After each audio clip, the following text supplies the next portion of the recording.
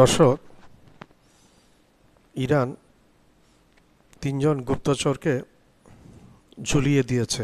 এই তিনজন ইরাকের নাগরিক। তারা ইরাকের নাগরিক হয়ে তারা মোসাদের পক্ষে, ইসরায়েলের পক্ষে গুপ্তচরাবৃত্তি করছিল এবং হাতে নাতে ধরা গিয়েছে ইনস্ট্রুমেন্ট সহ। এইটা সাধারণত কোনো দেশে এরকম গুপ্তচরকে রাখে না, এগুলোকে মৃত্যুদণ্ড দিয়ে দেয়। সেক্ষেত্রে ইরানের এই গুপ্তচরগুলো তার ব্যতিক্রম হবে, তা হতে পারে না। ভারতের অনেক প্রায় 15-20 জনের মতো নাকি ধরা গিয়েছে গুপ্তচরাবৃত্তিতে ইরানে, এবং এদের বেশিরভাগকে নাকি, যেটা শোনা গেছে, ইরান পুরোপুরি প্রকাশ করে না, এদেরকে নাকি ফাঁসি দিয়ে দিয়েছে অলরেডি। ইরানের মধ্যে অনেক মোসাদের এজেন্ট আছে, সেটা ইরানিদের মধ্যেও আছে, ভারতীয়দের মধ্যেও আছে, এবং খোদ ইসরায়েলের নাগরিকদের মধ্যেও আছে। ইরান এখন অনেক একটা শুদ্ধি অভিযান চালাচ্ছে। ইরান প্রচুর মোসাদ এজেন্টকে ধরেছে, সেটা ইরানি হোক, ভারতীয় হোক এবং ইসরায়েলি হোক, যেটাই হোক, প্রচুর মোসাদ এজেন্টকে ইরান আটক করেছে এবং এদেরকে ইরান সম্ভবত ফাঁসি দিয়ে দিবে, রাখবে না। কারণ কোনো দেশে চাইবে না তার নিরাপত্তা বিঘ্নিত হোক, সেটা তার নিজের দেশের মানুষ দ্বারা হোক, অথবা ইসরায়েলের মানুষ দ্বারা হোক, অথবা ভারত বা অন্য কোনো দেশের মানুষ দ্বারা হোক, সেটা কোনো দেশেই চাইবে না, শুধু ইরানের ক্ষেত্রে না, এই যে কোনো দেশে এটা একটা চরম একটা অ্যাকশন নিয়ে নেবে, সেটাই বলা বাহুল্য। তো ইরানের মধ্যে এখন বাইরে যে গুপ্তচর, তাদের দিনগুলো এখন ভালো যাবে না, তারা সামনের দিকে আরও খারাপ পরিস্থিতির সম্মুখীন হবে। অন্য দেশের হয়ে নিজের দেশের বিরুদ্ধে গুপ্তচর বৃত্তি করার শাস্তি যুগে যুগে সহজ ও কঠিনের মিশেলে হয়ে আসছে। এ নিয়ে এক লাইব্রেরি বই সমান তথ্য পাওয়া যাবে। বাঁচিয়ে রাখলে আবারও কোনো ক্ষতি করে বসতে পারে চরেরা, এই স্বাধীনতা থেকে তাদের প্রাণ কেড়ে নেওয়া হয়। ইরানও তাই করছে।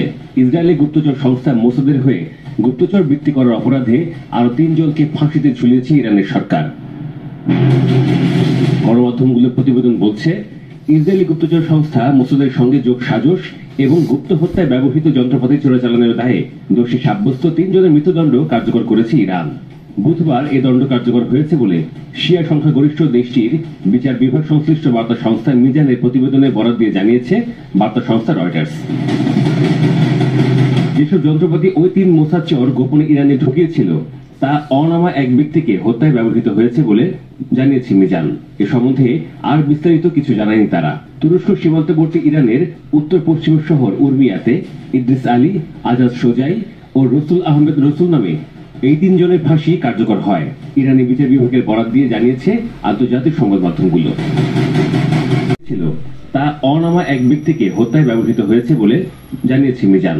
এ সম্বন্ধে আর বিস্তারিত কিছু জানায়নি তারা। তুরস্ক সীমান্তবর্তী ইরানের উত্তর পশ্চিম শহর উর্মিয়াতে ইদ্রিস আলী, আজাদ সোজাই ও রসুল আহমেদ রসুল নামে এই 3 জনের ফাঁসি কার্যকর হয়, ইরানি বিচার বিভাগের বরাত দিয়ে জানিয়েছে আন্তর্জাতিক সংবাদ মাধ্যমগুলো।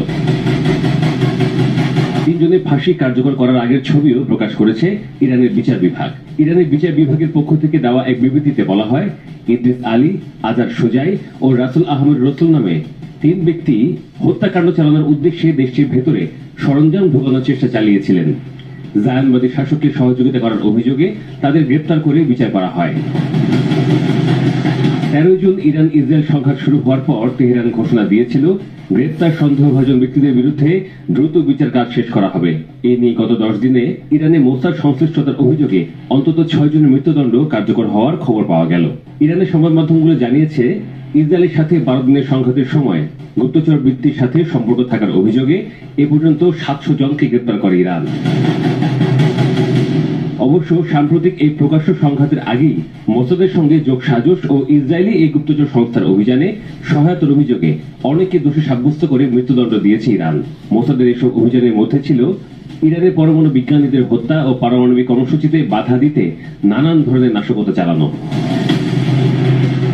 আসসালামু আলাইকুম। আমার ভিডিওটা আপনারা লাইক করবেন, শেয়ার করবেন, সাবস্ক্রাইব করবেন।